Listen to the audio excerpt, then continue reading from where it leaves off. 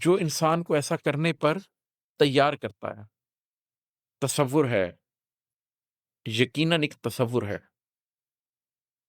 یہ جو ہمارے اندر ایک تحیُّر پایا جاتا ہے انسان کے اندر اور انسان کے اوپر جو ہم تحیُّر کرتے ہیں، یہ جو تحوّر ہے انسان کی پرسنالٹی کے اندر، یہ جو تغیُّر ہے انسان کی پرسنالٹی کے اندر، اس سارے کے پیچھے تصور ہے، یقیناً ایک تصور ہے۔ مکانی آدمی کیسے ستاروں کے سفر کے خواب بنتا ہے؟ زمانی آدمی کیوں کر کئی کرنوں پہ پھیلے سلسلوں کو جوڑ سکتا ہے؟ بھلا انسان جو مٹی کے جوہر سے اٹھا ہے کس طرح نور و بدن کو ایک کرنے کے لیے تیار ہوتا ہے؟ شعور زندگی کو ڈھونڈنے نکلے تو یکدم کس طرح شام سے بڑھ کر شعور لامکان لازمہ کی چاہ رکھتا ہے؟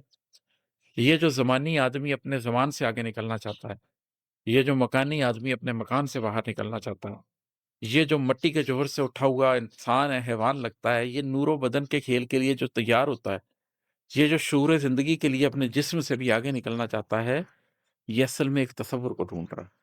ایک تصور ہے جو انسان کی روح کے اندر اللہ نے ودیت کر دیا ہے، انسان کی شخصیت کے اندر ودیت کر دیا ہے۔ ہم سب نے روز اللہ سے ایک وعدہ کیا تھا۔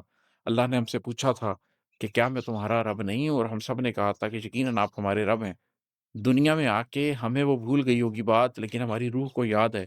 تو وہ جو ایک تصور ہے کہ جو ہم دیکھتے ہیں، جو جانتے ہیں، اس سے آگے بھی جاننا چاہتے ہیں، وہ ہم سب کو کسی نہ کسی شکل میں بھگا رہا ہے۔ جو تو توحید پرست ہے اور جانتا ہے کہ ایک قلب ہے اور اس قلب کے اندر اللہ آ سکتا ہے،